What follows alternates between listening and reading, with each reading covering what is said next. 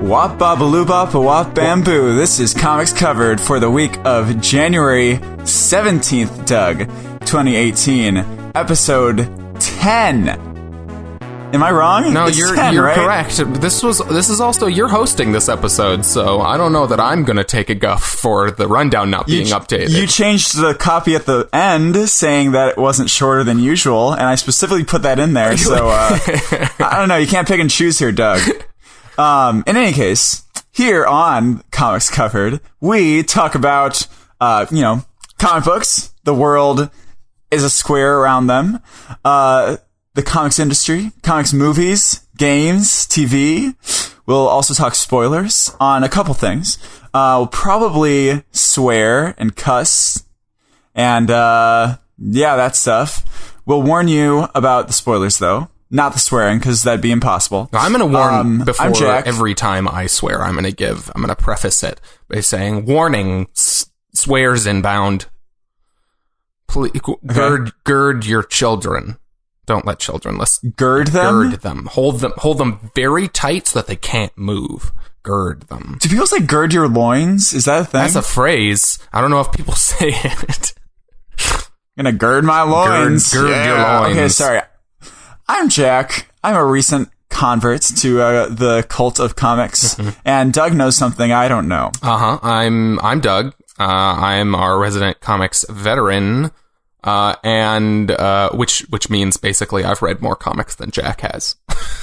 I mean, you have a whole closet devoted to your comic books. It's pretty crazy. Compared to you, I am very knowledgeable in comics, but I do know something you don't know, and that is who the Elongated Man is.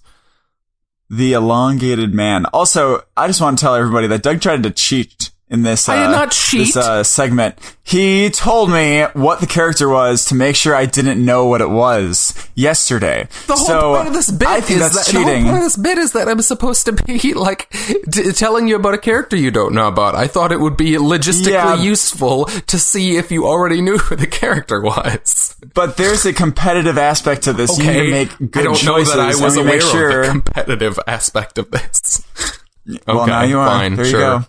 In any case, the Elongated Man, yes, I do not know who the Elongated Man is. God, the Elongated Man. Okay, I'm gonna guess it's Marvel. It is not, it's DC. Damn it. Okay. Origin story. Elongated Man, I'm just gonna guess white male. Okay.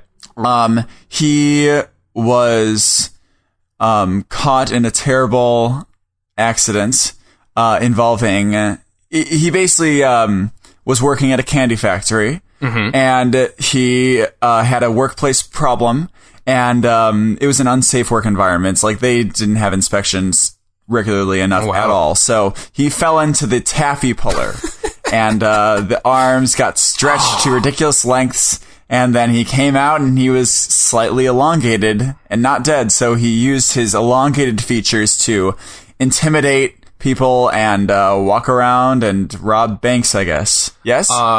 He's got like a bit of a Willy Wonka situation going on. Which was the child who got... it was Violet. Violet got turned into a... Oh, no.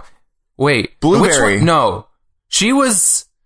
Because one of them at the end went through the taffy puller after the bad thing happened to them to fix them. Yes, it's the TV kid. Yeah, because he was really tiny. short. I couldn't decide which. Yeah, which doesn't make any sense. No, it makes but it's so great. much, I love Willy Wonka. Willy Wonka is a horrifying story.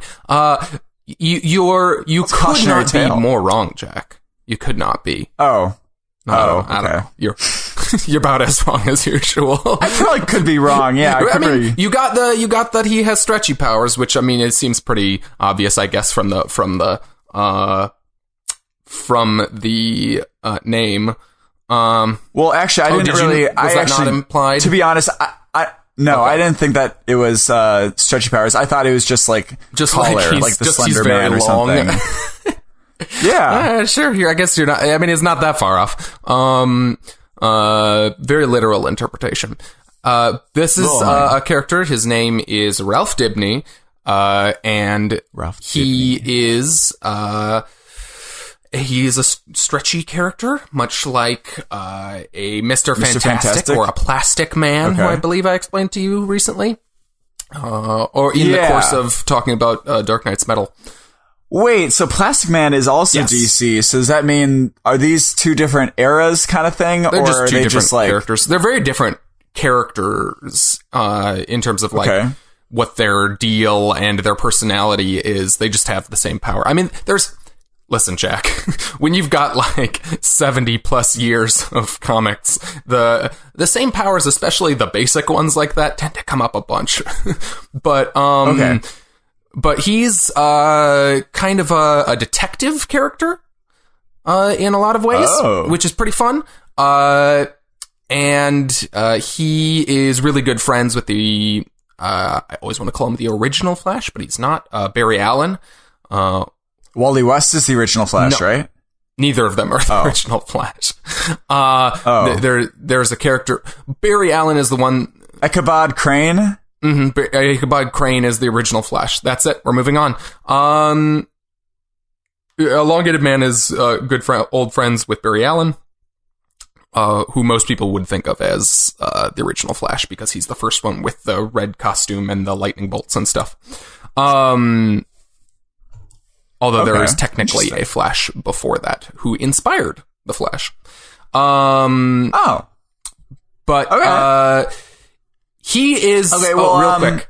Oh, yeah. He is... And we might come back to this later in the show, if we have time. But you just bought a book that he is an integral part of, which is Identity Crisis. That book kind of, in a lot of ways, revolves around him. Okay, interesting. And a major... Weird, random. So he's not a villain, he's a good dude. He is a reserve member of the Justice League in that reserve member of the Justice League. He has I don't remember if he's been a core member or not, but in that book he is like involved in some Justice League stuff. We gotta talk about reserve and core, what that really means. They're on call. Because I don't really... Like... They're just on... So they're the Justice League, but they're not like, we don't need you for this stuff. We just need you for the world ending shit. Like, for example, in the current Avengers arc, No Surrender, it revolves around a bunch of reserve members of Avengers. It's just like at times in the big two superhero universes, like they'll say that certain characters are reserve members of teams. It just basically means that like the team has an affiliation with them and they'll call on them if they need help. You know? Okay.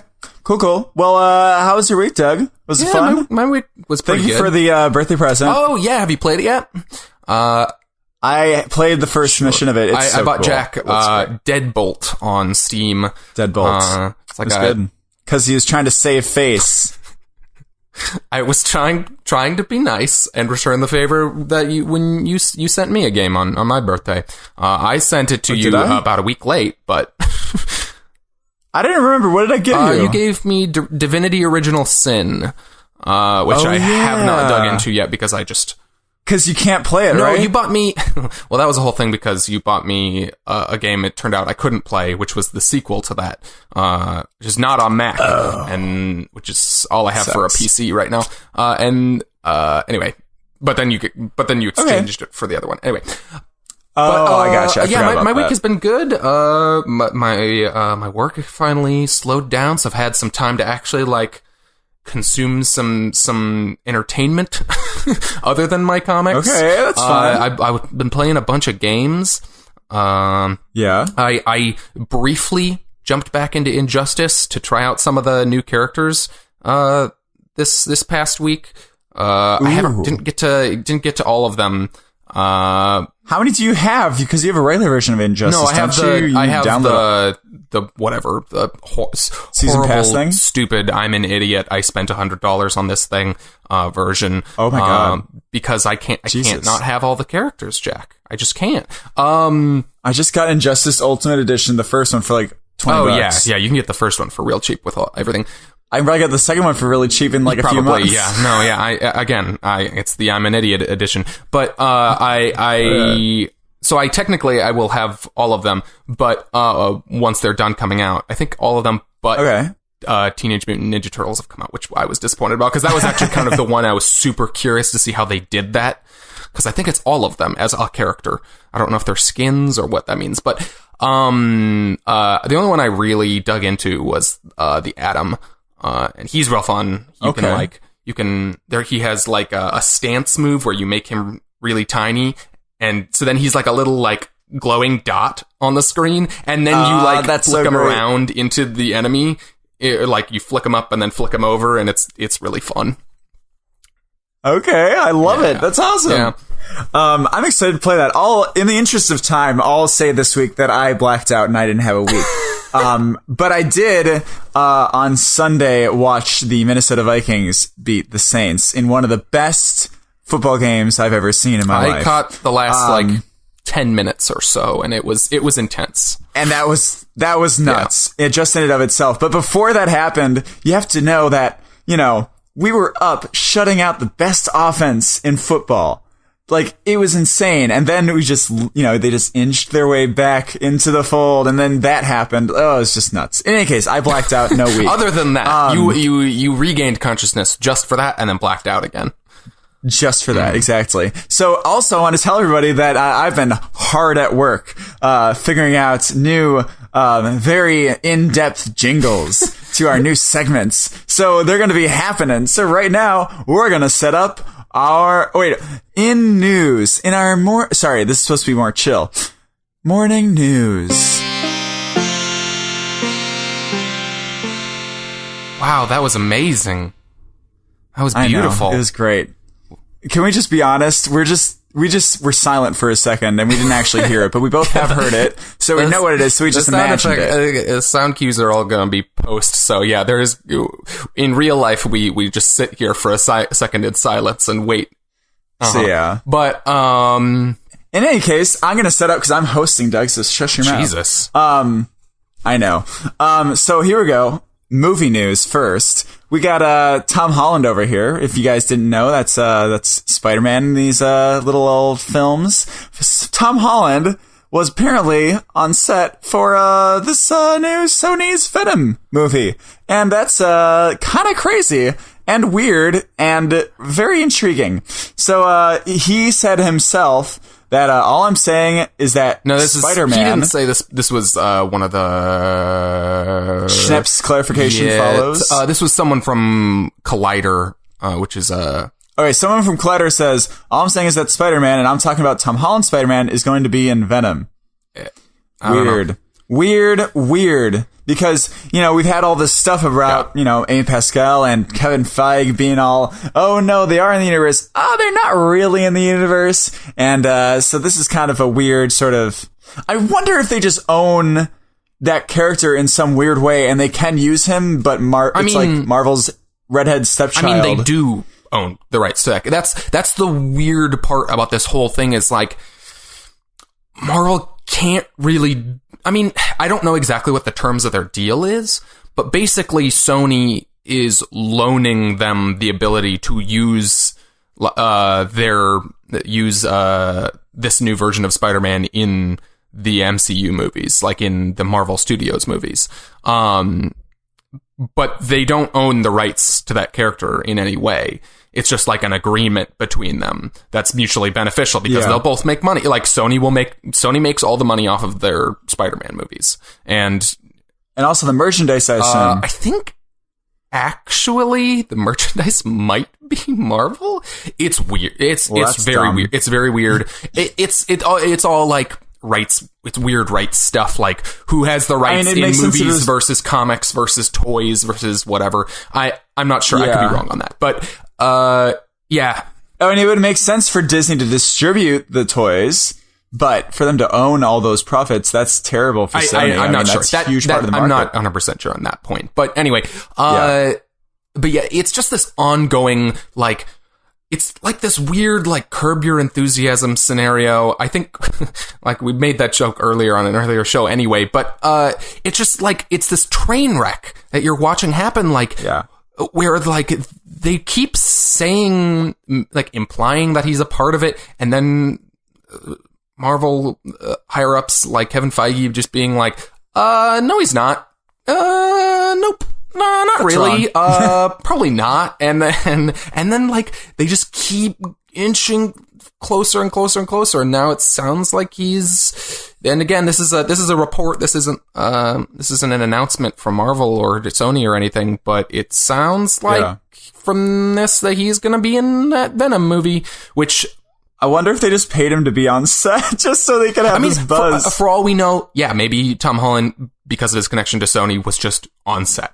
Maybe he was just, like, getting a behind-the-scenes look, or maybe he has a cameo. Like, maybe maybe he's not playing Peter Parker. Maybe they don't name him, which would... If Tom Holland has a cameo where they don't name him, where he's basically playing Peter Parker, but they don't call him Peter Parker, that would be the most perfectly fitting thing for this ongoing Sony Marvel thing, where they're like, Definitely. I mean... It isn't Peter Parker as far as you know, but maybe. He kind of is. It kind of is. Or, no, they just answer, like, if someone asks them, they just be like, I don't know. Is it? It's great. Also, is this supposed to be an R-rated movie? Is it? I'm not sure. Okay, right here I see on the thing, it says, was Sony for its part has teased the meeting between Spider-Man and his symbiote-infected enemy at some point, though it was believed that would occur in a non-R-rated film somewhere down the road. Is this in the article I linked to? This is in the article Huh. Isn't that weird? I'm not sure. I don't know. I'm not sure. It could be. It's a weird thing to specifically call out if it's not, you know? Yeah, it might be, yeah. I'll have to do some looking up on that. Okay, in any case. That would be really weird if they include Spider-Man in that. If it's, like, that doesn't seem... New gruesome like, Spider-Man. I mean, I get it for Venom, I guess. Like, Venom is an anti-hero character who literally, like, eats people's brains. But, Jesus, seriously? At certain points. And I think that was maybe an Ultimate Venom thing. Anyway, damn. So Topher Grace isn't going to show up either? Boy. Sure. Let's get Topher Grace in there, and Tobey Maguire, and Andrew Garfield, and... Can we get James Franco just for the heck of it? He was great in that movie. In Spider-Man 3. Wait, who? James Franco. I thought you said James McAvoy. I was like, let's get... Oh, God, Professor that would X be weird. It's Marvel, though. God, I'm so curious about how that stuff's going to play out. That's not related. Anyway, Dark Phoenix? I just mean the X-Men Fantastic Four / Disney stuff. Anyway, that's not I'm sure we'll have news stories. We should move on. We'll have news stories in the future about those. So, for a brief little talking point, we have a news on Flashpoint. Apparently, they're making a movie for Flashpoint because it's a big deal. Also, by the way, I didn't know Flashpoint was so... I thought that was like a classic storyline, but that was just 2011 that is happened? A very recent storyline. It's like, it's very... I think it's like... It's a little controversial for a number of reasons, but it's also not like controversial in that like it's fucked up or something, but like it's a little divisive. But it is fairly modern, and the people who like it, like among the people who like it, it's fairly well liked.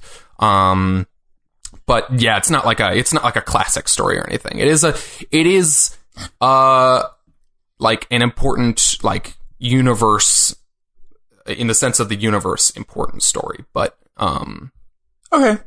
In any case, in order to be brief, basically the people who wrote Spider-Man Homecoming, the first one, are directing the Flashpoint movie. So that's they're kind of jumping the fence there, and that should be interesting. I don't know about the tone. Yeah. There's quite a difference in tone between Flashpoint and Homecoming from what I can gather. Yeah. So that'll be interesting to see how that works out. I guess it is Flash still, and Flash in general is a character of levity. Yeah, yes? I would say Flash in general as a character, like, is he's not quite as similar to Spider-Man? as jokey as Spider-Man, but it's definitely like one of the lighter, like, more humor-based superheroes in the DC universe. Yeah. Okay. Well, that's happening. That should be fun. I love Ezra Miller. I mean, Ezra Miller's version of Flash specifically, I guess, would be really great with them. It could be. Yeah. I mean, yeah, maybe they could. I mean, I don't know how experienced they are as directors. They wrote. Well, yeah, that's the weird part about this is that they wrote like the original draft. I think that Spider-Man: Homecoming is based on, so it's not even necessarily the eventual screenplay that they. It's odd. It's an odd choice, but I'm not super familiar with the rest of their work. But curious to see if that works out, or if they stay on board because they're like the third or something director to be on that project. But okay. Well, in the interest of being brief, we'll continue. Mark Strong, who goes to the gym every single day, he's gonna be in this Shazam movie. I read this, I really did. But he's gonna be in this Shazam movie, I guess, and he's playing the film's villain, Dr. Sivana, who I don't know what this is. Who's Dr. Sivana? I have no idea. So Mark Strong, basically confirmed in an interview that he is playing the villain in the Shazam movie this last week, and that character is Dr. Sivana. And Dr. Sivana is basically, he's a mad scientist character, who is an antagonist of Shazam, Captain Marvel, whatever you want to call him. Mark Strong says he's an evil bastard. Yeah. Sorry, I didn't warn the swear. Sorry. Yeah, I continue to be very curious what the tone of this movie is going to be, because all the casting and everything, other than this, seem to imply it being some sort of comedy. Mark Strong, but that's what I was going to say. Like, he? Mark Strong does have a pretty big range, and he has done some very comedic roles or movies. Was he comedic at all in Kingsman? Kingsman has a very comedic side to it, and he definitely has some moments in that. I would point to Kingsman as an example of him working well in a comedy like environment. Okay. Yeah, I'm surprised he wasn't turned off from being in another DC movie after Green Lantern, but whatever. Oh, he was in that? What did he play? Sinestro. Oh, under all that? He was CGI then, not makeup? I'm not sure how they did it, but because I didn't recognize him at all. He looks exactly like he does in the comics. I mean, he looks like Mark Strong with a mustache and a big forehead, and he's red. But I didn't see that movie, so I won't make judgments about it, I guess. Bad, but yeah. Anyway, that's interesting. I like Dr. Sivana. He's not like a huge character in the DC universe, but he's like a fun, weird one when he shows up. So he's not as huge as Elongated Man, for example, right? I don't know. I'd say he's maybe on a similar. Talking about in size. He's actually very small in the comics, which Mark Strong, not a very small man. But yeah. No. What are you talking about? Small, like midget, or little person? He's not like a little person. Little person. Sorry. But he's very short, usually. Okay, cool. Well, that was our movie news. We have some brief TV news before we go into our comics news. In TV now. We should say that in TV now. TV now. Or no. Actually, yeah, no. Yeah, in TV now. What is it? Umbrella Academy, which is a new Netflix series, starring Ellen Page and being developed. Do we know who it's being developed by, directed by, and stuff? Or no, I don't know. I'm not sure who's like show running it, but all I know is the creators of the comic, Gerard Way and Gabriel Ba, posted on Twitter, just like being like, we started filming. The logo on the little like clapboard they have is literally just like the logo from the comics. I mean, they could change it still, but I thought that was fun. Yeah. We might talk about this later, but during my haul yesterday, I was thinking about getting Umbrella Academy as well. They had that at Barnes and Noble. Yeah. And their big deal thing. Umbrella Academy is great. It's a really great, kind of self-contained universe. And what publisher is that, by the way? Dark Horse. Okay, cool. Yep. Cool. Well, that's filming now, so that's cool. And then to go into comics, this is a follow-up because we went into how Marvel was teasing a big wedding event. Okay. And Doug guessed that. Do you remember what your guess was? Who it would be? I don't remember who I guessed. I remember my guess, and I think that I was closer than you were. Who did you guess? I guessed that Wolverine and Nightcrawler were going to get married. So, because I actually guessed X-Men, you didn't. Sure. I don't remember. I don't think so. I was technically closer to this guess. So I win. Okay? So that's it. Yeah. In any case, it's official. Colossus and Kitty Pryde are getting married. That's a quote from the CBR article, just so you know. That's a reference. But that's cool. That's fun. I didn't know that they were a thing. I thought Kitty Pryde and the ice dude was a thing. Yeah, they're kind of an on and off thing over the years. I don't think I'm not like up to date on like super current X-Men stuff really, but as far as I know, they haven't been a couple for a while, unless they very recently got back together. But they definitely do have a very long history of being a couple on and off. Okay. Can you tell me, is Colossus, because I feel like I always see this differently, is Colossus always silver and whatever, or is Colossus like human sometimes and then turns into the silver stuff? I think he's always metal. Does he feel like regular skin? Like, does he like, I'm asking like, you know, how they're going to consummate this stuff, you know? I'm getting him mixed up with the movie, but I think he turns into steel. Like it, just like in the movies. In Deadpool, he is always, which I think specifically works so perfectly for what they wanted him to be in that movie. But I think he does transform like he does in the movies. I don't think that's a change. Okay. So now the real question is, will he be silver for the wedding, or will he not? Oh my god, the gossip! Ew. I mean, I think it'll look very nice with his suit. It would be a big metal man, a large metal man, metal husband. That'll be a good series coming off of it. That might be actually the name of an arc, right? What, metal husband? Yeah, Metal Husband. That makes sense, right? I would name that. Right? Metal Husband is the name of my favorite metal band. Metal Husband. Are you serious? No. Is Metal Husband a band? I have no idea. I'm sure Metal Husband is a metal band somewhere. It is now. There. Oh, except no. TM Comics covered. Oh, yeah. Metal Husband. We own it now. We own it. Only us can use it. Yeah. Also, another person's trademark. There is actually a metal band called Metalachi, and they do metal songs in a mariachi version, and it's awesome. Everybody look them up. That it's sounds great. Metalachi.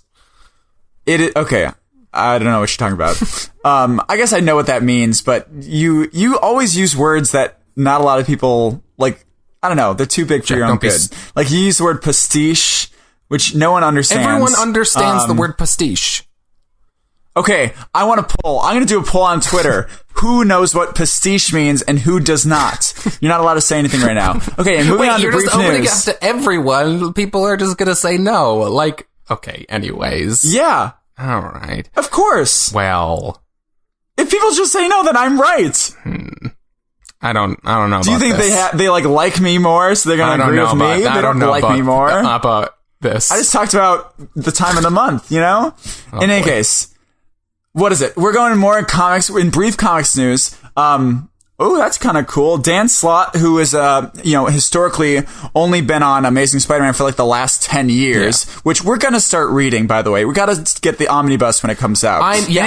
He's going to go on to Iron Man, which is pretty cool, you know, because apparently he's a good writer. You know, Iron Man is a series that they probably want to get a lot more, you know, talk going on and a lot more, you know, activity on after, you know, his probable exit maybe from the movies.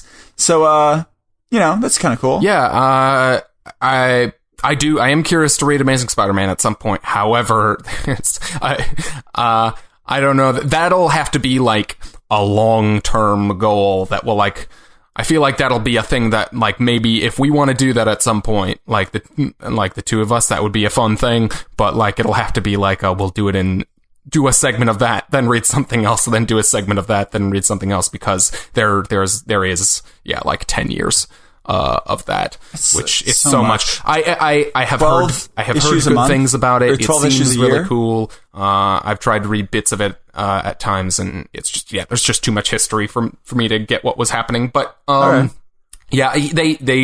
He's been a big writer for them for a long time. He's been on like what is essentially their flagship book for 10 years, and we talked about how he's leaving. And he's taking over Iron Man, which I'm very curious to see what that's like. Have you read Iron Man? Are there any great runs that are like awesome? I don't know. I mean, like, if you're looking for like classics or something, like the classic would be like Demon in a Bottle, where he's dealing with his alcoholism. Oh, okay, that makes sense. When I hear Demon in a Bottle, I think Christina Aguilera. I'm a genie in a bottle, baby. No, this was the story. Iron Tony. Jesus. Okay. Wait. Okay. No, this is a story where Tony Stark is dealing with his rampant alcoholism. Oh, that's great. I'm a demon in a bottle, whiskey. Sorry. But should we move on from our brief news? Let's move on. Going on to more brief news. Not the briefs that we'll talk about in a little bit. Black Hammer is relaunching as Black Hammer: Age of Doom. The colon is spelled out, right? I got that right. COLON space Age of Doom. No, it's not. This is a book that I love and have been reading and enjoy. Read it. As opposed to being something that I love and am reading and hate. Oh, because that makes sense. But it's I mean, it's not much of news here. It's just basically like they're getting a new #1, new title. I assume it'll be like a new big story, a larger story arc for the series. But yeah, so that's just something to keep an eye out for in what this will be in April. So what's your prediction? What do you think the Age of Doom is? I'm thinking like 20 years, 25 years. Wait, what do you mean? You mean like a person's age? No, Doom's age. What it says, the Age of Doom. That's the whole point. Oh, the Age of Doom. I think Doom is about. Wait, we're talking about Doctor Doom? No, we're talking about Age of Doom. It just says Age of Doom on here. I don't know anything about Doctor Doom. What's that? I think Doom has to be like the perfect age of 666. Wow, you're dark. You're just devilish. We're talking about Doom. This is Doom. I guess so. You're right, but dang, like. Wow, Doug, you're kind of screwed up in the head. Oh, wow, okay. I'm sorry. Doom is exactly, let's see, this would be 25 years old, almost. Oh, so I was right? Doom, came out in 1993. Cool, I was right. The video game. Wow, okay, that's awesome. Okay, so he's kind of the advancement of time themed then. In any case, moving on to other news. Tom King. Also, this is really, really cool to me. So Tom King's got this sanctuary thing that he wants to do. He's been teasing it on Twitter and everything, and it seems like it's going to be this big event thing. Sanctuary is this like sort of help house, therapy house for heroes in battle, sort of like, them having PTSD and them finding sanctuary, which I think, being from a background of mental health and like not background of mental health, that sounds like, okay. Being interested in mental health and the brain and people's experience and everything like that, I think that is such a cool idea. And I'm very surprised that they don't have anything like it in the past. They don't have anything of that nature? Nothing big as far as I remember. I mean, there's definitely been characters who have gone for,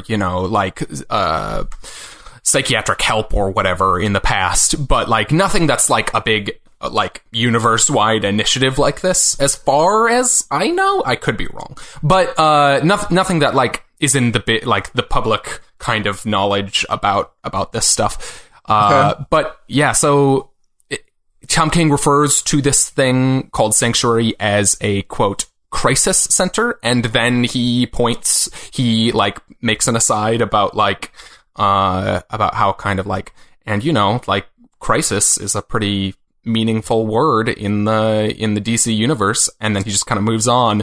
So they haven't said exactly what this thing is.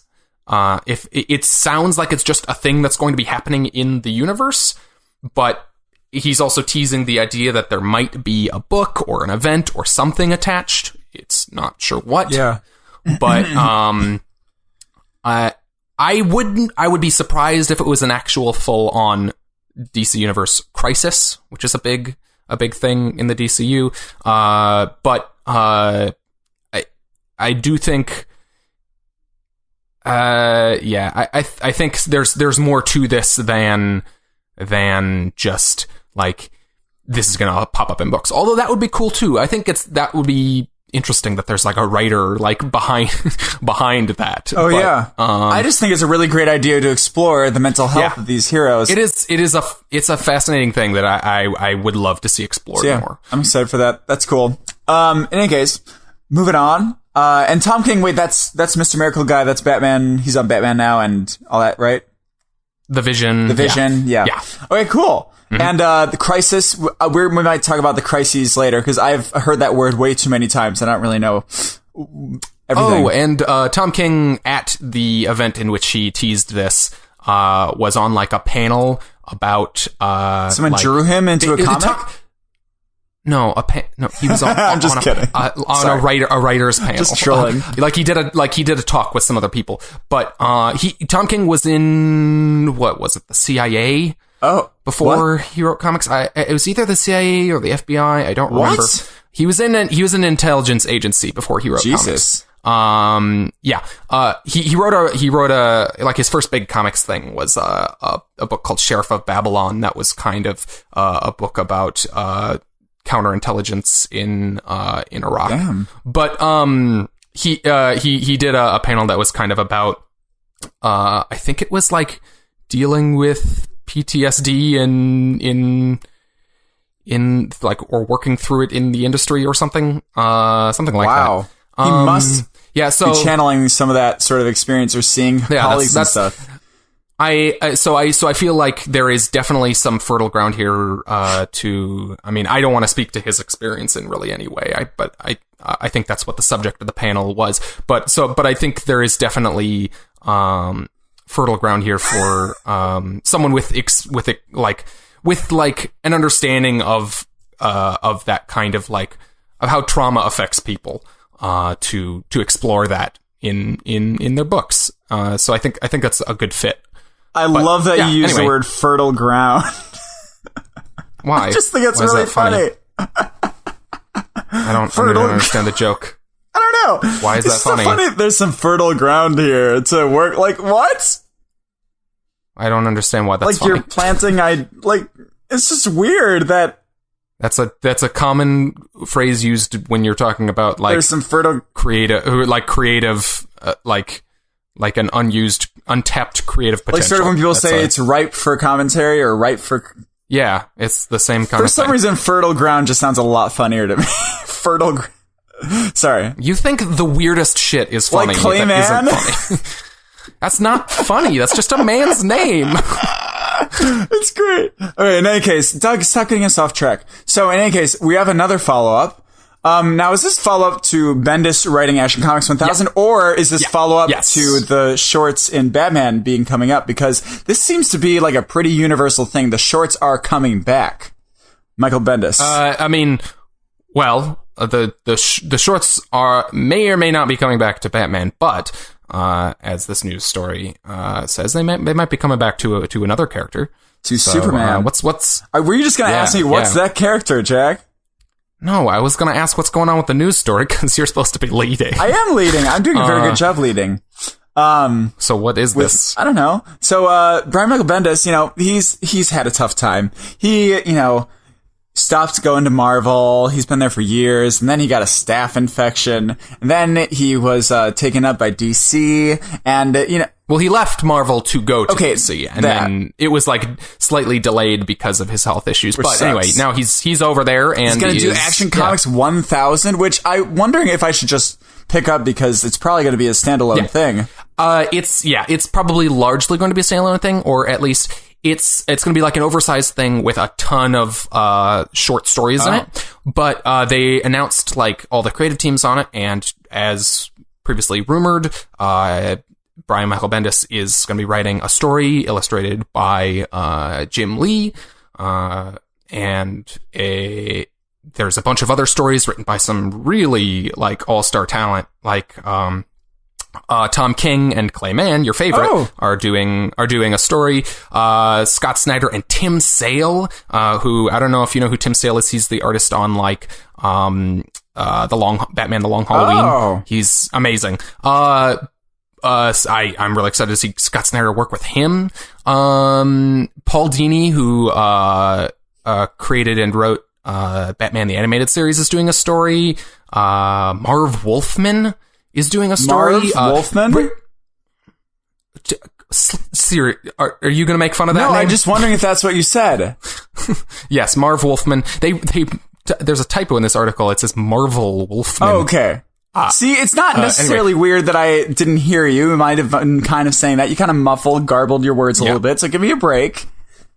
And then Richard Donner, the director of the first two original Superman movies, is co-writing a story with Jeff Johns. It's weird and random. Which is kind of fascinating. I'm excited to see what that is. But yeah, you can. This will definitely be a thing that you'll be able to pick up. It's just going to be a bunch of short stories. Okay. I'm super interested to see what Bendis does with Superman.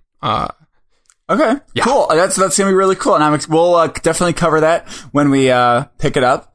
I feel like we're glossing over what is really the most important story thing this week. The most important story this week is the shorts. The shorts. The most important. The underwear. Is it underwear like in Batman? They're not underwear. They're not underwear. But they look like underwear. No, they're not underwear. So they don't have, okay. They're not boxers. They don't have an elastic band and a fly hole on them. They're not like, it's like, okay, they're shorts. It's the original design of all these superheroes was inspired by circus acrobats. Okay. And that's the kind of outfits that they wore. They have those shorts on them. Okay. So they probably are elastic, by the way. No, he's got a belt. Okay. In any case, I have my news story, which Doug's gonna figure out if it's true or fake. I don't understand how to figure out if this is true or fake because I don't even understand what in the world this is even. I don't understand what this is. So a new, basically a classic character from the publisher Somos Arte, written by has a classic character is La Borinqueña, written by Edgardo Miranda Rodriguez, and I saw an interview with him recently, and I just wanted to report on it a little bit because he was talking about how he made this character because they wanted a strong Puerto Rican superhero sort of thing, and so she is a girl as well, and she flies around, and what is it? The Washington Post said La Borinqueña has authentic Puerto Rican flavor. And I'm sending over a picture to Doug of La Borinqueña. Sorry, one second. Just bear with me. But La Borinqueña is a very important character, and I just want Doug to figure out if my imagination serves me. The picture is on your phone right now, Doug. This is not going to be real. I guarantee this. I'm waiting for the picture to show up on my phone. Fascinating podcasting happening right now. Did you get the picture yet? I have not. Okay. In any case, we'll just wait. We'll move on. We'll come back to that whenever the picture appears on my phone. Okay, cool. In any case, La Borinqueña is actually a real thing. Yep. Jack sent me a picture of himself in a dress. This is, in fact, a false story, like I suspected, because this is nonsense, what you have been talking about for the last minute. Okay, just look up Labon in Kenya. Is this real? It is a real thing.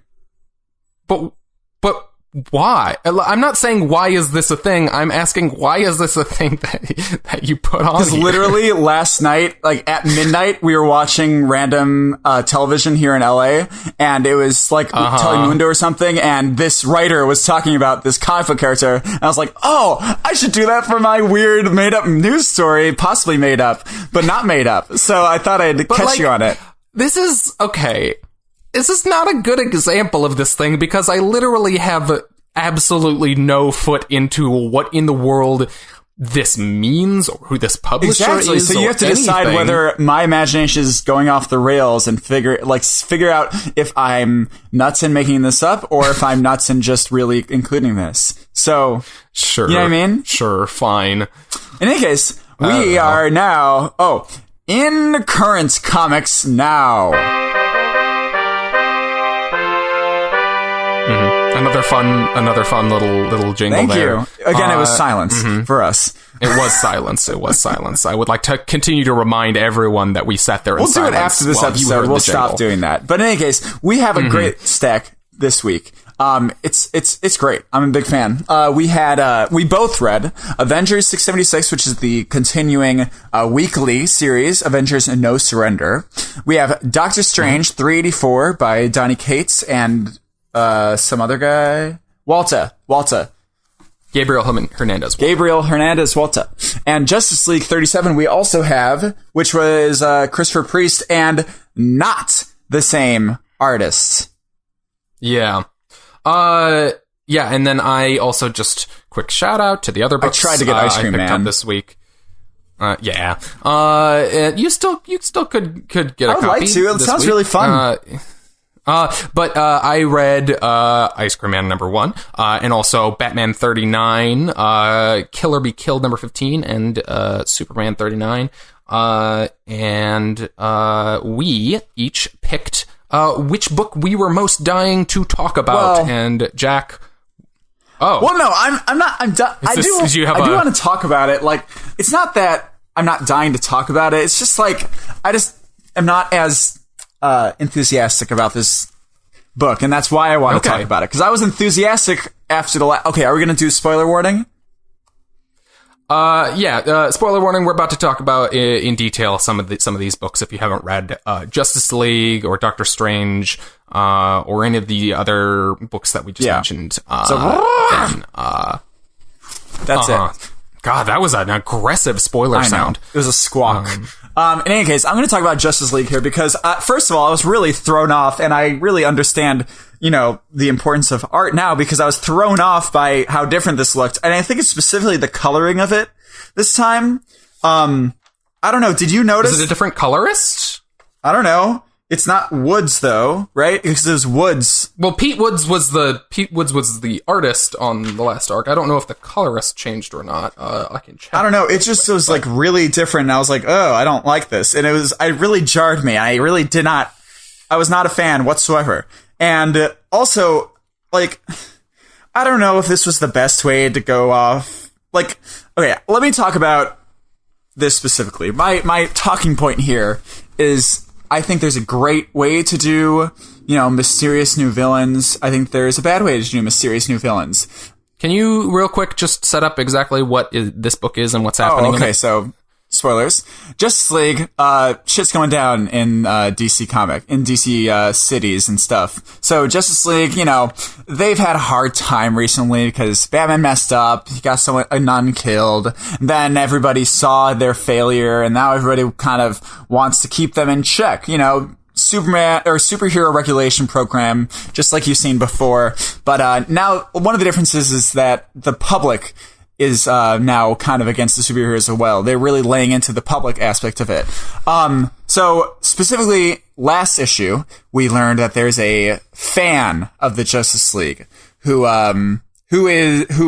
what is it? He murdered a congresswoman last issue. And he's just kind of seen as a little crazy, and he captured Simon Baz. last issue? Yeah, that was the end of the last issue. He captured... At the end of last issue. Yes, he captured Simon Baz. So this issue, we're starting off with a news story, first of all, and then we get a little bit of history on this guy, which is my talking point. This history, I just didn't really need right now.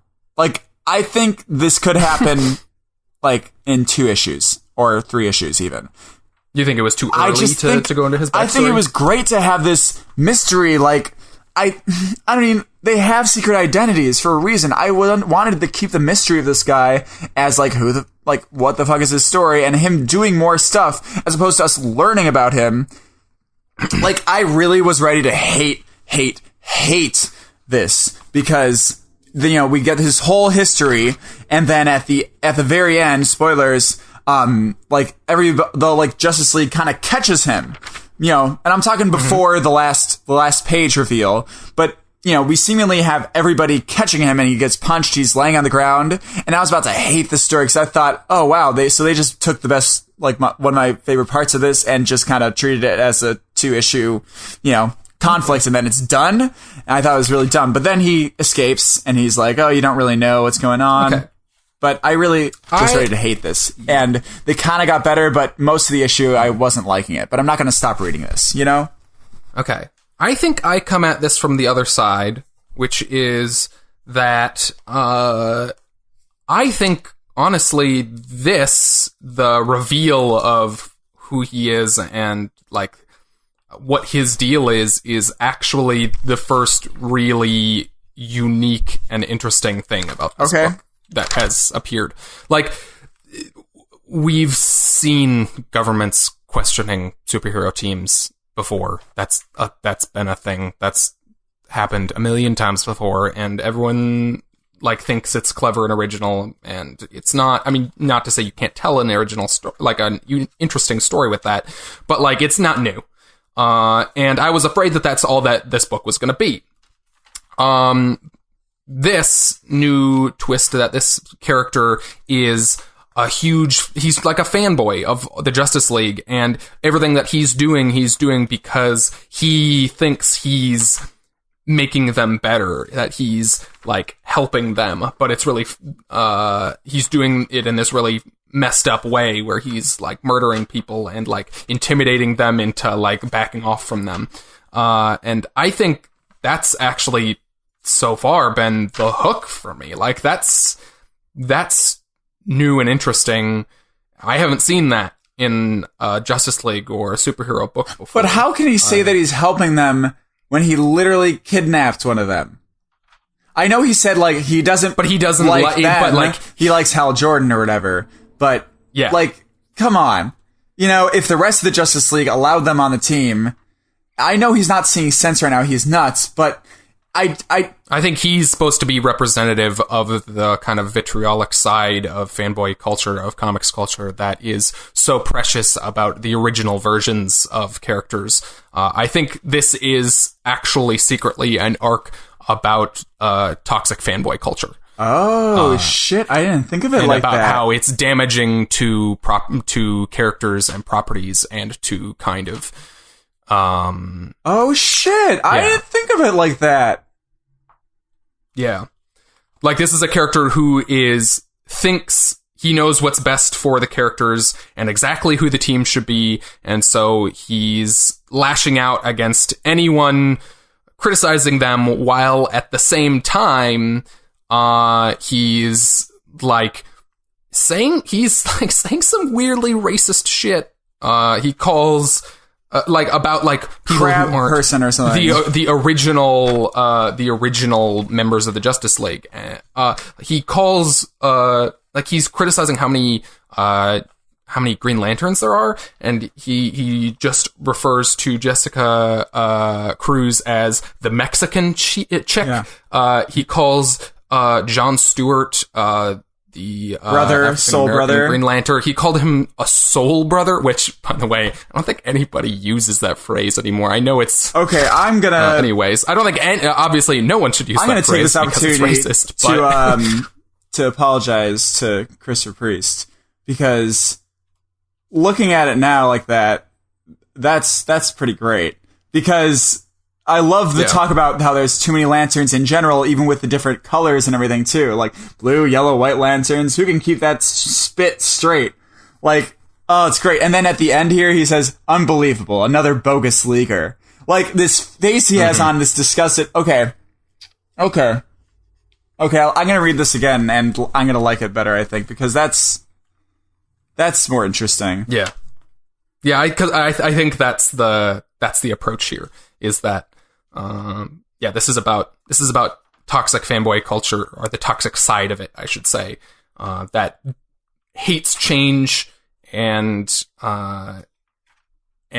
is overly aggressive, in like their love of certain properties. I think that's secretly what this book actually is, rather than, government intervention, in superheroes, which is nothing new. Yeah. No, that's pretty great. Cause also, well, never mind. I won't say that, but, okay, I can take that because, that family culture, you can see it in every single, piece of media ever. Like, in wrestling, it's huge as well.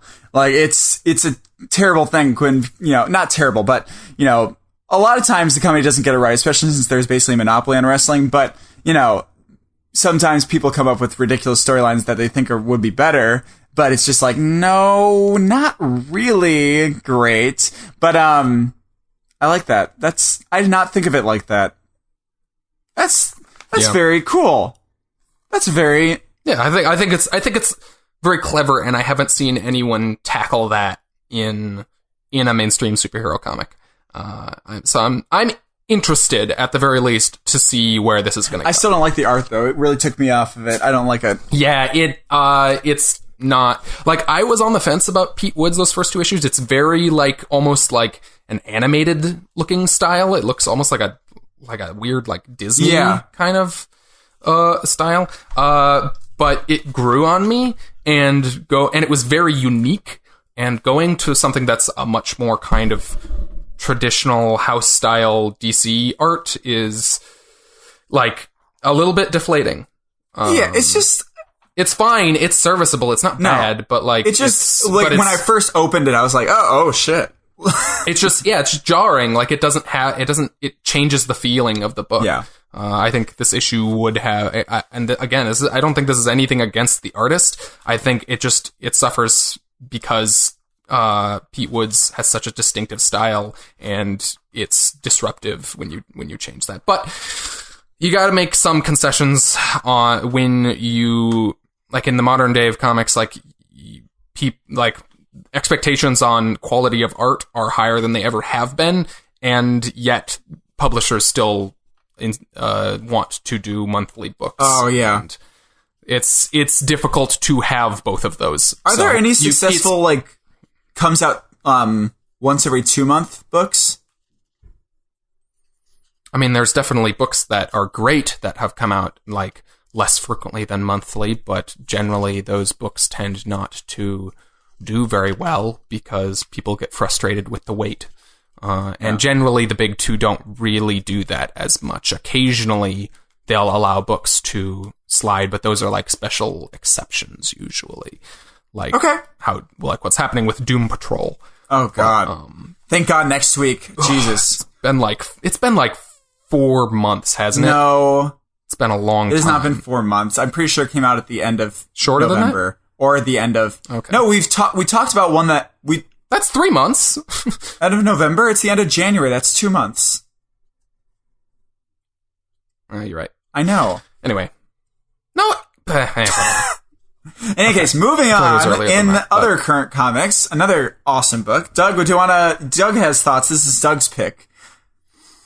Yeah, so my book that I wanted to make sure we talked about this week was Doctor Strange number 384.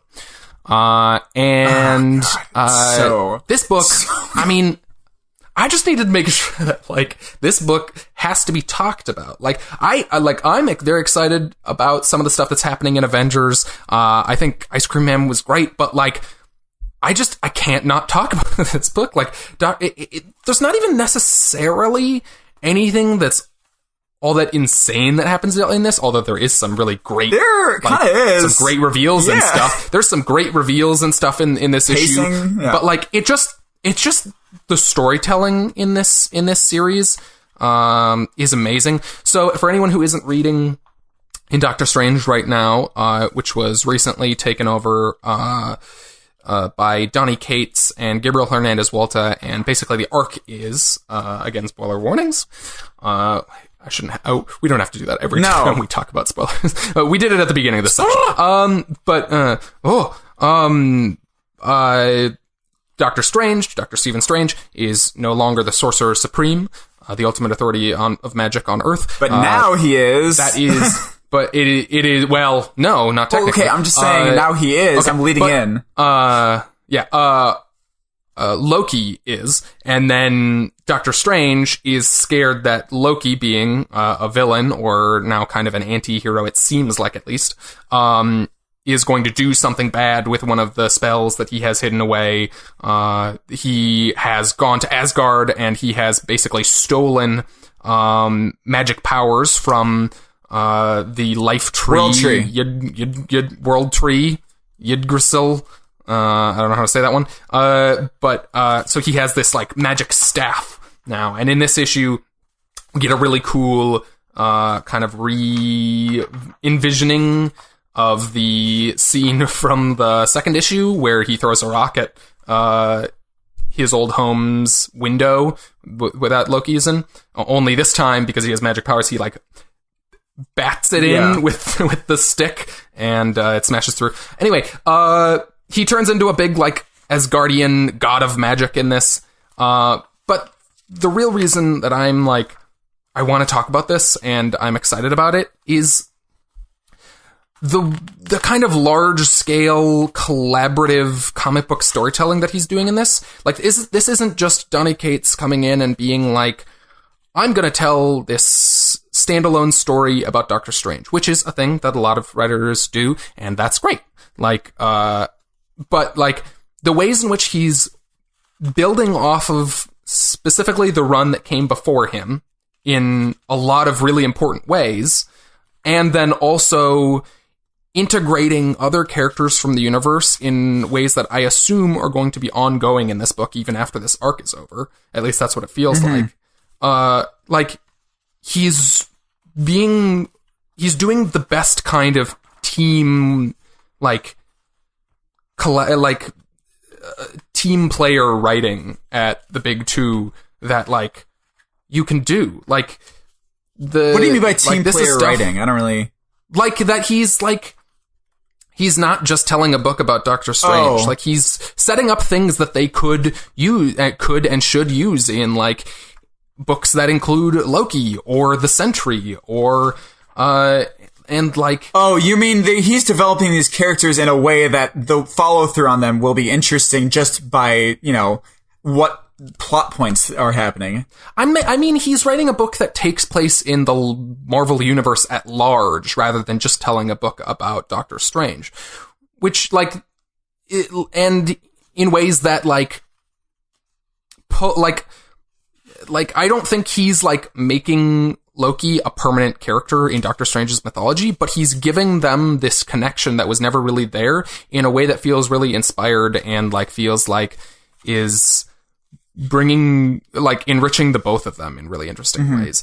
But like I said, he's also building on the run before him, Jason Aaron's run, which you didn't read, so maybe you didn't pick up on this stuff. But this whole stuff that he's doing with the Sentry, where the Sentry is basically taking the price of magic for him. That's all directly set up from this is an evolution of that idea that Jason Aaron set up, and they talk a bunch in this issue about how are you paying for this magic? Loki asks. I'm glad you told me a little bit about that, so I'm glad you did. Yeah, that's an idea that is directly from the run previous to this, and that I really like the ways in which he's not being precious about this is my story. He's he's working with what other writers and artists have done and giving other writers and artists material that they could work with in ways that are really interesting. And I think I think this book is must read stuff over at Marvel, and anyone who isn't reading it should definitely pick up the first issue of this first arc and give it a try, because it's just. And I love that reveal of equals Selma. He's still just punched through a goddamn wall. Like it's just and which I'm not sure if that's supposed to be a reference to the like. What would that have been? What? Like the Hulk Thor punch in Avengers? Oh. I'm not sure. Oh. Because he's got that very... But I can feel that. I thought at first it was the like Hulk smashing Loki moment, but then I realized that was actually a different... Yeah. But also like the and reveal then, at the end. Yeah. Go ahead. Oh, I was just going to say, like, also, I love that the staff that he gets that gives him magic powers is depicted in a very like Asgardian magic way of it looks like how Thor originally worked, in which Thor was a doctor, just like Doctor Strange is, and I posted about on Twitter about this. He Donald Blake, right? Donald Blake. I had no idea what you were talking about. He had a cane. So originally they haven't really done this in years, but the original concept for Thor, was he was a doctor named Dr. Donald Blake, and he has a staff, and he taps the staff on the ground, and he becomes Thor, and the staff becomes his hammer. And so fighting Loki here with his new Asgardian magic staff, Doctor Strange, he taps he hits his staff on the ground, and he turns into an Asgardian god. So it's very referential to the original kind of scenario of Thor. Yeah, I like it. But I think it's cool. Then I liked because at the beginning of this entire series, we saw Loki trying to get into this one locked door that he assumed was the one thing that he was trying to keep, that Doctor Strange was trying to keep away from Loki. And he assumed was this spell that he's been looking for, and just shaving a haircut, first of all, is great as the knocks to open it. And then I'm glad you told me about the Void, because this reveal, like knowing that was a thing, is just perfect, Yeah. So the last page reveal in this is that... So the Sentry is a big part in this book, and the Sentry is made up of two personalities. There's the Sentry and there's the Void. And the Void is basically the dark part of him that is like driving him to do bad things. And they've locked it away.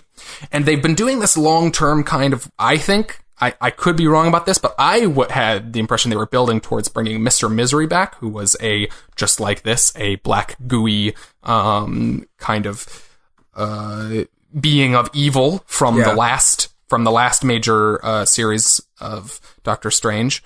And they've been saying there's something bad behind this door, and he used to have Mr. Misery locked in his basement. And so finally, Loki makes Doctor Strange unlock this door. And inside, out comes dark, gooey, mysterious being, and turns out it's actually the Void, not Mr. Misery. And the Void takes over Doctor Strange and makes him into this big, scary, shadowy beast. And I like the fake out there. I'm not entirely sure if it was intentional or not, but I feel like it has to be. Yeah. But, I like that fake out, and I'm interested to see, because that implies to me that like Sentry is going to continue to be an integral part of this series. Well, also, what's interesting is that when he first went to the Sentry was all worried and everything about the Void, but Doctor Strange at that point knew that he didn't have anything to worry about. But then this happens, and it's like, oh shit, he's making me open the goddamn door. But why does it take over Doctor Strange as opposed to like the Sentry? I don't know. Sentry's not there. I don't know. I don't really know how the Void works, but yeah. And then he says, "Didn't I kill you?" So I guess he must have killed Loki in another thing. Yeah, he must have. But yeah, this is just. It was so cool. I love this. Yeah, this is such a great. It's so great. And the art, obviously, like we've been talking all about the story, but like the art, like Gabriel Hernandez Walta is just one of the most unique and like one of the most unique artists in comics, and he constructs scenes in such a great, like, dynamic way, without it feeling just like every other superhero comic. Mm-hmm. It has its own look and feel. If anything, we have to talk about the art. Like, these whole last pages of the Void coming out, and this, like, incredible darkness with, like, Loki standing in it, the hurtful things, the dark things, and this is darkness with him, and it says, oh. Like, yeah. It's just... And, yeah. Go ahead. Talking about, like art,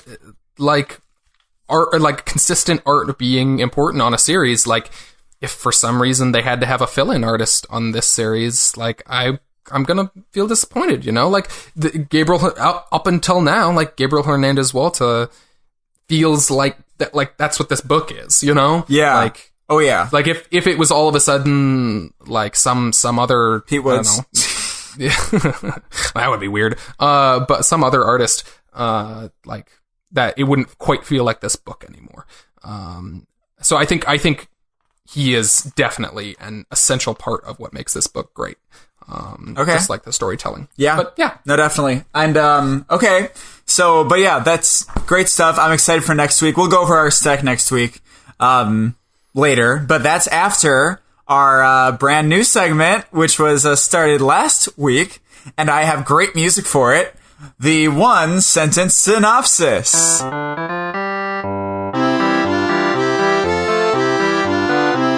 Yep. And that was silence again. And I am going to we're going to start doing this. One of us is going to try to explain a book to the other person, whether that person's reading it or not, I don't know. But this week it happens to be that I read a book Jack didn't read, yes. In Ice Cream Man #1, and I'm going to try to explain Ice Cream Man #1 to Jack in one sentence. So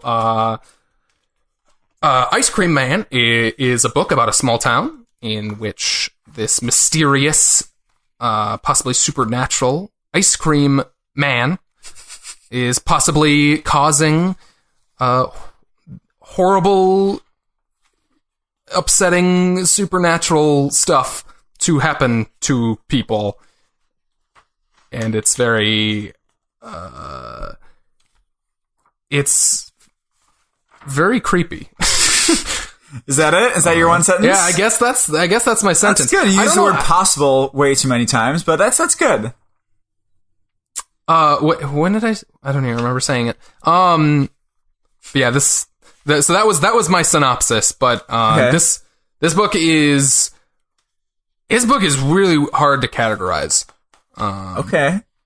It's really interesting. I'm very curious where it's going to go from here. I'm excited then. It's like an anthology series, but it's definitely got a sort of like ongoing plot happening in the background that kind of comes in and out every once in a while. But I'm definitely picking up the next issue. It's super weird. So I didn't get it because they were sold out when I went in. I didn't think I'd have to worry about it. But I have it on my pull for a reprint for them ordering more. So nice. I really want to try it out. It seems really ridiculous and cool. Yeah, I got it like just out of pure curiosity because it just seemed weird, and I haven't read an anthology series comic in a long time, so I was just curious what that looked like. Also, this is a good setup for Milk Wars, which is going to happen with the Milkman. You know, got Ice Cream Man, Milkman. Milkman Man, I'm sorry. Not related, but yeah, Milkman Man. Milkman Man over at DC. Young Animal. In any case, briefly, we just want to talk about, because we're still reading Avengers No Surrender, and we're going to talk more about this at some point, but, you know, and it's been great, don't get us wrong. Like, it's awesome. I love them going through this history and, you know, doing the regular old art style and then, like, reminiscing about, oh, remember when you did this with the old Avengers? Oh, I remember when you did this. That was so cool. That's what made me want to be an Avenger. Like, it's just, I love it. It's so cool. Yeah. I'm so excited for them to follow up on this kind of stuff. Yeah, I specifically love how they do a thing that they do a lot in comics, which is that they'll show a flashback panel that is like a recreation of a panel from an earlier comic, comic, and they'll have like an editor's note, an asterisk in it, and it'll say, it was in this book. And like the panels are all Voyager being worked into classic moments from Avengers history, and then it says like asterisk, hey, in Avengers #1, of course. It's like, of course. Wait, no, no, she wasn't there. But yeah, I'm really curious to see where this is gonna go. The Voyager stuff continues to be fascinating and the interesting part of this series. Yeah. But it also is coming out every week, and we don't need to like talk in detail about it every week unless something big happens. But yeah, but really fertile ground with this stuff for sure. God damn it. Really fertile. In any case, do you know who the Black Order and the Lethal Legion are? Apparently they were dead or something. I don't know about what their status was before this series, but the Black Order is basically, they work for Thanos. They're his warriors. The Lethal Legion is, I don't know if this version of them is this, but the Lethal Legion historically has been analogs of the Justice League as villains. Huh. Okay. It doesn't appear to me, I'm not familiar with these characters, but they don't look like that's what they are, but I'm not sure. Okay. I just know that that's the basic setup for the team originally anyways. Okay. Yeah. In any case, if you'd have asked me if all these characters were on your, guess which character this is, I wouldn't have gotten any of these. I have zero clue any of these people. Mentacle? What the fuck is Mentacle? Apparently he's brand new. Okay. But I think all the rest of these characters are existing. Other than, I think also this Moylan in the corner, it says all new Metal Master. So I assume he's new as well. But, yeah, I know a couple of these characters. Proxima Midnight, Corvus Glaive. Black Swan. That was that Darren Aronofsky movie. That's what it was about, that's, right? Natalie Portman. Wow. That's Natalie Portman right there. She's looking good these days, right? Mm-hmm. Yeah, the Black Order, I have a passing familiarity with a lot of those characters, via Thanos, but, yeah, I don't really know any of these Lethal Legion people, but. Okay. Yeah. Cool. But yeah, this continues to be pretty great. The Voyager stuff is cool. Especially fascinating, and this is a new conflict for them to overcome. Sure. Cool. What do we got going on next week? Next week. Oh, we're end spoilers, by the way. Next week, highlights. We have Doom Patrol 10, which is awesome. We're very excited for that. And then coming out. We also have Doomsday Clock number 3, which is also awesome. We also have Thanos number 15, which is great. And then another Donny Cates, which is also pretty awesome thus far. Avengers 677, the continued story of Voyager and the unaffiliated Avengers. Let's see here. The Reserve Avengers, I'm sorry. Marvel 2-in-1. What's Marvel 2-in-1? He literally wrote, ask me about this. So, Doug. So Marvel 2-in-1, I was telling you about, I picked the first issue up late. I was explaining to you earlier this week or last week that is the book about the Thing and the Thing and the Human Torch. The two remaining members of the Fantastic Four. It's basically a book about them dealing with the rest of the Fantastic Four disappearing, and basically, as far as they know, they're dead. Oh. That first issue, it was really excellent, and I came to it late, so we didn't talk about it on the show. I picked it up like a week ago, I think. But it's really good, and I think you should pick up the first two if you feel like it. So this week is number 2, and I should pick up number 1 this week as well? This next week, number 2 comes out. Okay. So you can do that however you want, but I'm going to be picking up number 2, and it's a really good book. I think it's also surprisingly a really good intro to the Fantastic Four, even though half of them aren't in it. Oh, so this is the Torch thing? Yeah. Sorry. This is what I was telling you about. I kind of blanked out when you were talking just now, I think. Sorry. Yeah. This is about them dealing with the disappearance / death of the rest of the team. Okay.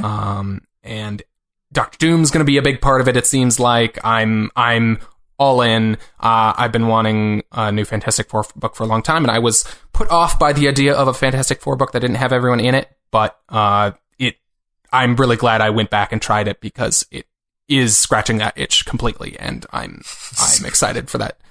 Why is that funny? Really funny phrases. Scratching that itch is one of the most normal phrases anybody says. When you're actually scratching an itch or you have eczema. What? What? What do you mean? I can't deal with you right now. We're moving on. Okay, we're setting up the new segment, Panel of the Week, which I don't have music for yet, so we got to do the music. Well, we're not doing the segment this week. But, anyway, the idea is I just want to explain to you that I want to, in the future, I'd like to try to break the books that we talk about down a little bit more, other than the specific two that we talk about, into, like the one-sentence synopsis, do specific little bits for them. And I think the first one that we should try out is Panel of the Week. So rather than talking specifically all about, like, Avengers 676, we might talk about, like, a panel in it that, like, was especially cool, or it could be either something that's funny, it could be a panel that's really breathtaking or whatever, it could be just a moment that you think was really awesome and exciting, or whatever you think is a specific panel in a book that is really cool. I want to try to call out. Well, we can each bring one. Here, I have mine for the week. Oh, you do? Okay. Yeah.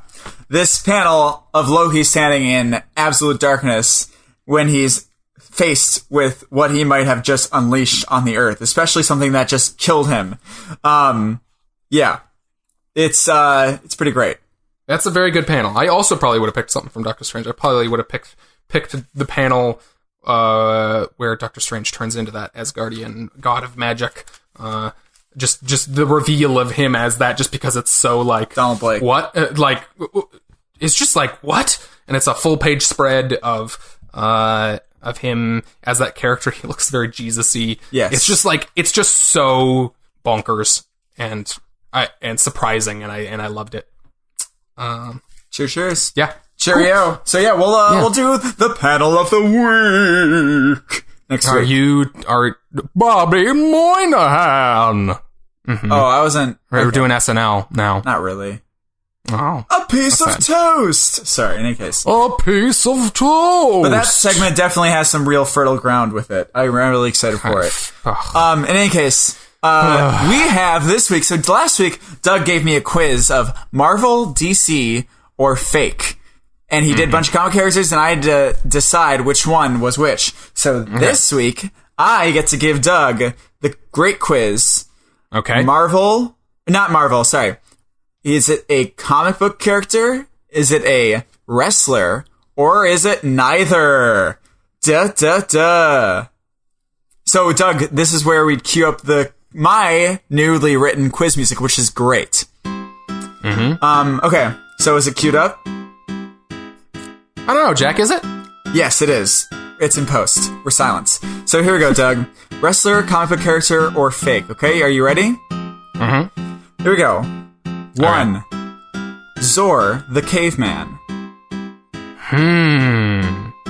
Okay. I was very curious if you were going to be able to think of characters I didn't know. I'm gonna guess this is a wrestler. This is a Golden Age comic character. Ah, Zor, the caveman. I don't know that one. Okay. The group, the Headmen. Okay, that has to be wrestlers. It is a modern age comic book character. Where? I'm very curious where you're pulling these characters from. You know those books that I just got for Hanukkah from Samantha? Oh, you're getting them all from those, like... Literally all of them are villains from there. From, like, the regrettable supervillains or whatever? Yeah. Yeah. Okay, here we go. Number 3. Iron Sheik. Okay. I've done this 3 times in a row now, but it has to be a wrestler, right? It is a wrestler. Iron Sheik is a Middle Eastern sort of Saddam Hussein analog from back in wrestling. He went really insane. Oh boy, wow. You mean in wrestling or in real life? He went insane in real life. Oh, wow. Oh, there are a lot of great videos. I'll show you him sometimes. Iron Sheik. He's great. Okay, here we go. Number 4, Glacier. That's a comic book character, right? It is a wrestler. Oh. Glacier was a wrestler in WCW. They started teasing him after the birth of the New World Order with Hulk Hogan. Okay. Did you, by any chance... What? Okay, alright. You double-checked all these to make sure they weren't both? Glacier might be both, but Glacier is definitely a wrestler. I don't see anything that says he is a comic book character, but... I just wanted to make sure that you... That is literally probably the most comic booky character sounding wrestler name I've ever heard. Like, it's great. Yeah, it sounds like a superhero character. Here we go. Yeah. 5, Pat Dempsey, the Man O' Metal. Oh boy, it sounds so much like a comic book character, but... Oh, that one's tough. It feels like a trick question. Comic character. He is a comic book character from the Golden Age. All right. Okay. That felt like I was being deceived. I know. On that one. Here we go. Bruiser Brody. Bruiser Brody. Wrestler. Very good. Classic, very well-known wrestler if you're in the know. Oh, okay, I'm not. Number 7. Ty Dillinger, the Perfect 10. The Perfect 10? Wrestler. Okay, good job. Okay, wrestler. Okay. I figured after I gave you comic book character Pat Dempsey, the Man O' Metal, Ty Dillinger, the Perfect 10 might sound more like a comic book character. Sure, but he's actually a very current one, still working, I believe, at WWE. Okay. 8. The Jailer. Oh, sorry. You're almost going to say just something. The Jailer. Okay, there's the Jailer. We haven't done a neither yet. I think that's neither. No, it is a Silver Age comic book character. Okay, all right. Number 9, I guess. Bonesaw. Well, that's a fake character from Spider-Man, the movie. So? Wait.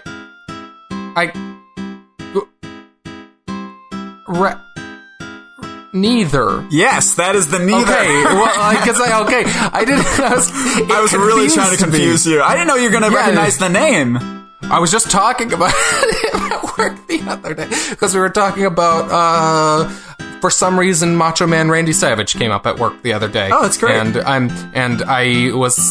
I have very limited wrestling knowledge, but I do know who that is, and I somehow turned it into talking about Spider-Man and his character in Spider-Man. Okay, here we go. 10, the final question. Okay, Marty Scurll. Spell that last name. No.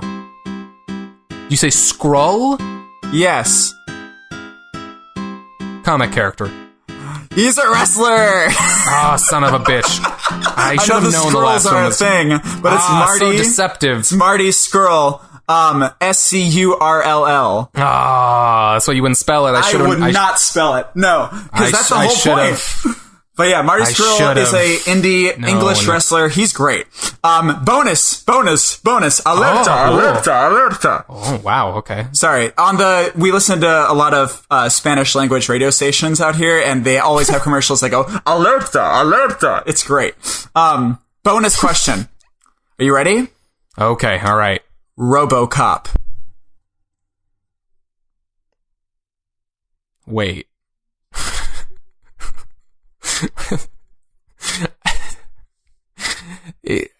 I want to say neither, but it feels like definitely a trick question. Give your answer, Doug. If this is a bonus question, this is somehow breaking from the formula. I'm going to take a stab in the dark here and say both. Very good job, Doug. RoboCop did have a comic series with him. Also, RoboCop showed up at Capital Combat to literally... The guy in RoboCop robot outfit showed up at a wrestling event to help Sting win his match at a pay-per-view. It is amazing. And we'll watch it sometime. It's literally RoboCop, and it was when the movie was coming out so they could do promotions and get people to watch wrestling because, oh, RoboCop's in wrestling. That's crazy, right? Who wouldn't want to watch that? Everybody. Everybody wouldn't want to watch that. It's just terrible. Okay. How many did you keep track of how many I got? How many did I get? You didn't keep track last time how many I got. How do you... What? Good. It was a test. You passed. You passed the test. I did not keep track of how many you got last time. Yeah, exactly. I did mark them down, but we just never said, I guess. Okay, in any case, but yeah, that's the quiz. That's good. Good job. I think that was good. I gave you a few little dingers there, you know? Yeah, you did you did find some comic book characters I had never heard of. So yes. that was good. Definitely. But in any case, I don't know if you want to talk about this. So basically, we've been alluding to this during the podcast. I just went last night. I went to Barnes & Noble, and usually I don't get graphic novels from there or anything because they can be quite overpriced. But they had a buy two, get one free, and they had a few that I really, really wanted to get. So last night, I got God Country by Donny Cates finally, which I'm so excited for. That's great. Oh, it looks so cool. And then I also got Identity Crisis and Multiversity. So I got Identity Crisis because I was also trying to look for Crisis on Infinite Earths because I heard from you that all these crises, I guess, are like, this is a big thing in DC. Like, these are like what the entire universe is about kind of thing. And there's Crisis on Infinite Earths. There's Infinite Crisis. Identity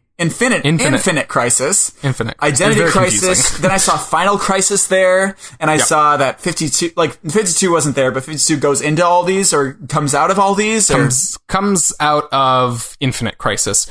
And I wouldn't say that like they're what the universe is all about, but kind of the state of, well, in some ways it is, but like basically like, the DC universe is based largely around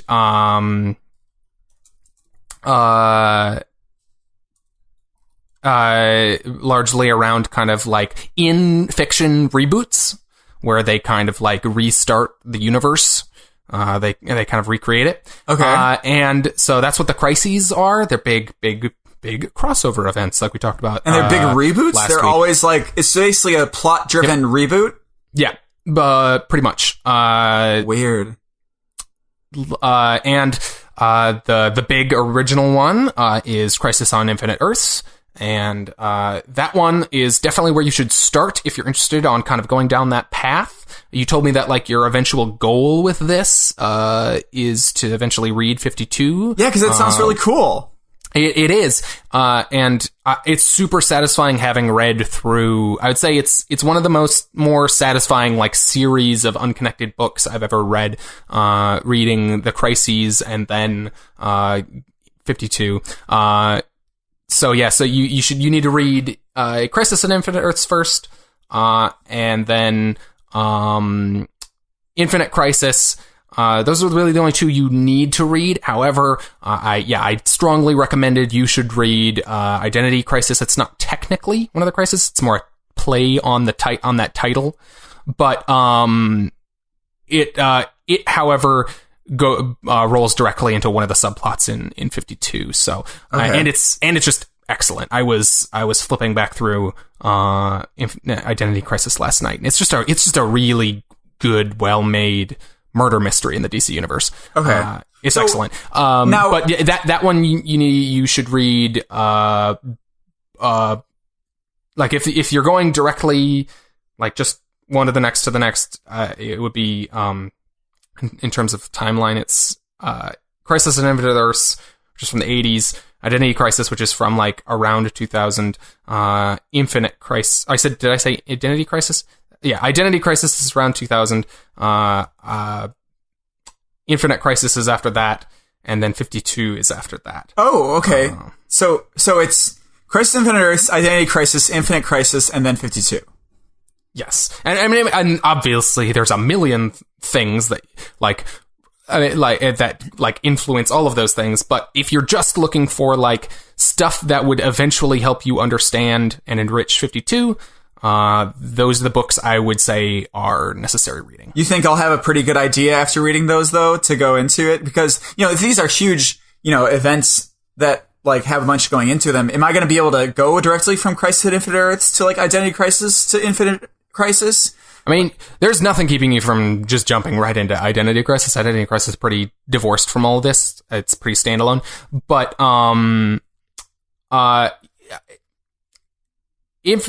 Crisis on Infinite Earths and Infinite Crisis are both going to be books that you are going to be confused by elements of them, because they are big crossover things that had stuff lead into them, and I wouldn't necessarily recommend reading all of that stuff, because it's just massive amounts of stuff. But, when it comes to reading old big crossover events,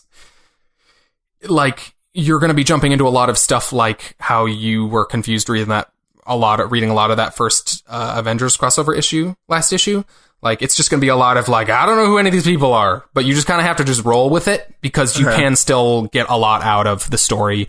Crisis on Infinite Earths is a really, really fun DC crossover. Okay, so what if we did something where I took notes on what I was confused about, then as I'm reading through these, I can make that a thing to read through these, sure. And we can outline a little bit on the show. Maybe. Yeah, we could do a little update where I clear up a couple questions from you. We can call it DC Historical Crisis. Mm-hmm. Sure, Historical Crisis. That's funny. Cool. Yeah. That's definitely a thing we could do. But yeah, I definitely would start. I know you don't have this yet, but you should definitely start with Crisis on Infinite Earths. Although. It definitely read God Country as well, and Multiversity. Yeah. Multiversity is not necessarily a part of that kind of direct lineage, but you probably would enjoy it more, at least having read the original Crisis on Infinite Earths. Okay. Would it be better after even reading 52, or after reading Identity Crisis or Infinite Crisis, or what? Infinite Crisis would also the actual crises. So I'll save that till after the Crisis whole thing. Yeah. And you don't necessarily need to read those things to enjoy Multiversity. It's enjoyable on its own, but there's definitely stuff that will be clearer and more enjoyable if you have read them. Okay. So yeah, that's kind of our little lesson for the week. Crises about the DC crises and that kind of path. Cool. Okay, well, that's going to do it for this week. I know this one was shorter than usual. That's not true at all. And also, I deleted that out of the... I don't care. Don't say that. But if you made it this far, then thank you, seriously, for so much for listening. It's really, really cool. We love doing this. We're just, we just be having this conversation over the phone. Mm-hmm. So we figured, why not just get a mic, put it out there? Why not? What's the harm in it? Unless we're going to... we've harmed many people through this podcast. Well, Jesus. In any case, we're a new podcast. So the absolute biggest thing you can do for us is, if you like the show, is give us a review or star rating on iTunes. And if you enjoyed what you heard, let someone know about us. And if you didn't enjoy what you heard, tell us specifically why we suck, and give us hate mail. And Doug will tell you where you can give us hate mail later. Well, now I don't want to give them the address. And you can give us a review or star rating on iTunes, though, if you like it. And if you just let someone know about us, and in person or social media, either is great. We release episodes weekly on Sundays, so be sure to check back next week. Or better yet, you can subscribe and get the never-ending podcast feed right into your vein, your venous arm. Venus. That's a word, definitely, that exists. And if you want to subscribe, you can do that on iTunes, Stitcher, TuneIn, Overcast, Google Play Music. I was Googling us this week and found us on some random other ones that are just podcast, aggregators. Do you see Potable? I don't know about that one, but I know I saw on some random ones whose names I can't remember, that just poll iTunes feeds. So yeah, we're probably on whatever you want to listen to us on. Kind of a big deal. Yeah. I'm just kidding. Whatever podcast app you prefer, we've got you covered. Also, Venus, in the meantime, Venus is a word, by the way. Oh, okay. Well, you win this time. In the meantime, before the next episode, you can find us on Twitter and Facebook under the handle @ComicsCovered. We post stuff on there pretty regularly. You can also find web archives of all our episodes at comicscovered.libsyn.com. That's LIBSYN.com.